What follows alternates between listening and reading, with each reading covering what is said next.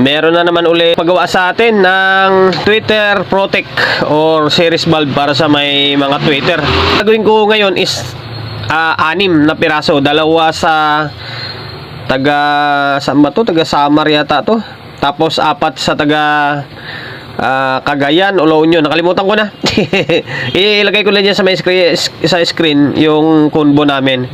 Bali, hiwalay na lang natin yung video. 2 kay sir sa kabila and then 4 kay sir sa may kabila. Sa ngayon, bali, ito, 4 yung gagawin natin. Ito. Demand gayon to sa atin. Maraming nagpapagawa sa atin ng ganito. Although pwede nyo naman gayahin kahit na panoorin nyo na lang yung video ko. Ito yung materialis natin. Bulb. Gagamit ako ng 5 ohms na 10 watts ang gamit ko dito optional na lang to kung di nila type or di nyo type yung tunog na may resistor, pwede nyo tanggalin. Ayan, bulb, resistor, tapos ito yung gamit ko na capacitor, yung may wire. Ayan, and then starting capacitor ng electric fan 2 UF or 2 microfarad na 450 volts. Okay, mas matibay ito. Mas maganda kasi i-screw mo lang to sa may box mo, okay na. Ayan, to bali 4. Tapos siyempre wire. Ayan, materialis nga to speaker wire. Tapos gamit tayo ng shrink cable tube. Ayan, mga shrink cable tube natin para ipang tabon doon sa madugtungan. Ako, yung diskarte ko, hinahati ko lang itong wire, hinahati ko. Or wala kayo kung anong diskarte nyo. Basta ako ganito, hinahati ko siya dito. Yan. Hatiin mo lang siya dito. Tapos yung isa dito ay papunta sa may bulb. Okay, sundan nyo na lang kahit na unahin pala muna natin yung dito na lang tayo maguna sa may capacitor. Diskarte niyan ganito. Ito pala guys, walang polarity itong bulb natin, yung capacitor natin non-polar ito. Although may pula itim siya pero wala siyang hindi ibig sabihin no na may polarity na porket may pula itim. Non-polar ito. Okay, putulin natin. Pangit naman kasi pag dito ka maglalagay tapos ganyan, pangit, nakalugay siya.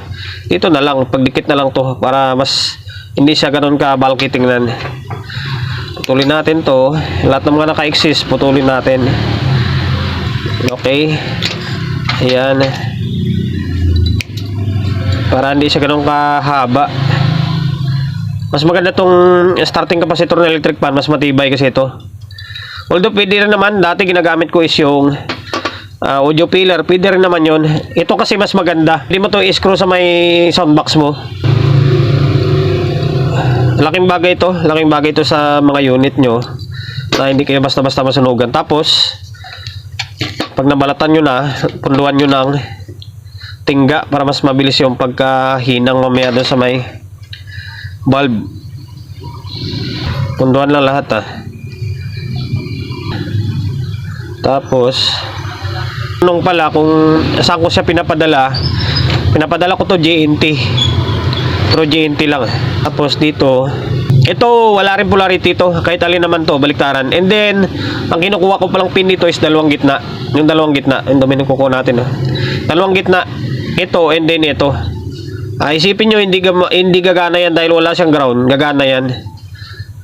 Subok ko na ito, matagal ko nang ginagawa to. Nung sisimula pala ako pag-vlog, ito na yung mga content ko Ayan, punduhan to. Ayan, pag napunduhan na ng tingga yan, saka nyo ihinang. Ito, ideal lang itong binibigay ko sa inyo Pwede naman kayo gumawa ng sarili nyong diskarte na kung sa tingin nyo mas ikakabuti or ikakaganda ng ganitong mga unit, di ba? O yan. Tapos ito sa kabila mamaya, dito yung dudugtong yung wire.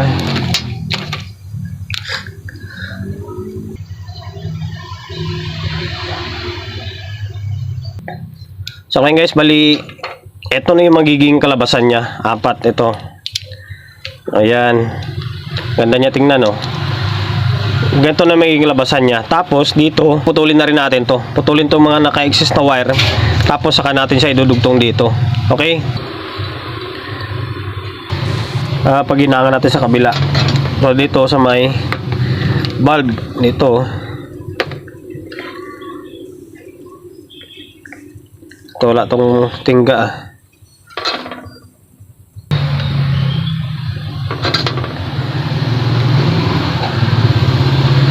Pag nainang na, ganyan magiging labasan yan. Okay? Tapos nagka-series na yan. Ayun, tatansyahin mo ulit yung wire dito kung gaano kahaba. Ayan, tulad nyan. Di ba? O, mga dito mo siya puputulin. Mga dito. Ayan. Para magiging series lang siya na tinatawag. Okay? Tayo ng kasakto. Ito. Sakto to. Wala kayong shrinkable tube, pwede naman kahit na masking tape or electrical tape eh. Pero mas maganda kasi maganda pag may shrinkable tube. Malinis siya tingnan.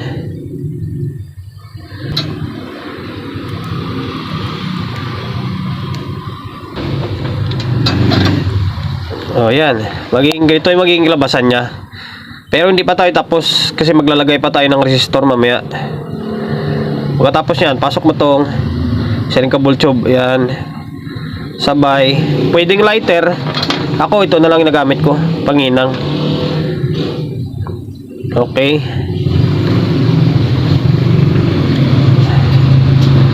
So, yan na. Maging kalabasan niya. Ganun din ang kasunod yan tatlo. Same na din proseso niyan. Okay. Buuin ko na yung tatlo. Pinutol ko lang yung video para hindi na umaba. Ito, maging labasan niya. Ito, 4 na to. Next is maglalagay tayo ng resistor. Inuulit ko guys, optional lang naman ito. Kung gusto nyo ng, ako kasi prepare ko, kung tweeter nyo is nasa 350 watts pababa, much better na gumamit kayo ng resistor. Pero kung 400 pataas na, okay lang kahit wala ng resistor. Pero optional pa rin naman. Kung gusto nyo gamitan, okay. Kung hindi, pwede na matanggalin. Putulin ulit natin to dito. Putulin natin to dito. Kasi nga, maglalagay tayo ng resistor. Ang gamit ko dito is 5 ohms lang.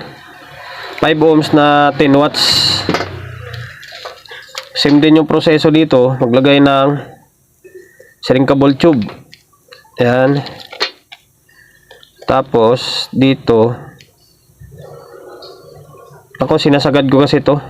Para hindi ganun kahaba. Okay. Kasi hinangan dito. Ayan. Tapos, sabay po, pwede putulin to. Ayan. Sabay, lagay yung shrinkable tube. Okay. Yan. Sabay hinang ulit.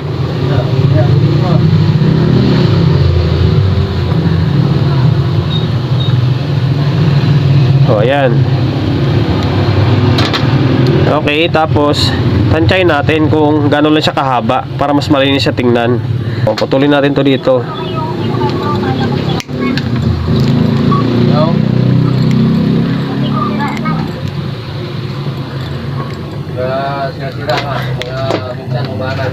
Tapos ito same na din proseso dito. I-twist to. Tapos hinang.